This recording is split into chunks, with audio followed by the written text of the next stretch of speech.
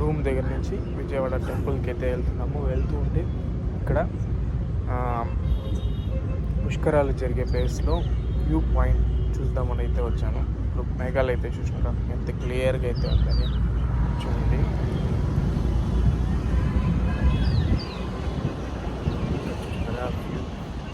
వెనకాల ఇదే ఆ డ్యామ్ అనేది అక్కడి నుంచి అలా ముందరికి వెళ్తే అక్కడ గుడి అనేది ఉంది. అండ్ ఇటు సైడ్ అయితే చూడండి, ఇది మనం ట్రైన్ అయితే ఈ బ్రిడ్జ్ పై నుంచి అయితే వస్తుంది.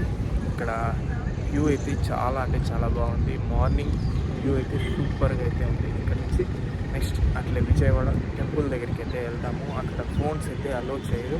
కింద ఫోన్స్ అయితే ఇచ్చేసి నేను పైకి వెళ్ళి గుడి దర్శనం చేసుకొని దాని తర్వాత అక్కడ ఎలా ఉంది అన్న నా ఎక్స్పీరియన్స్ అయితే మీతో షేర్ చేసుకుంటాను.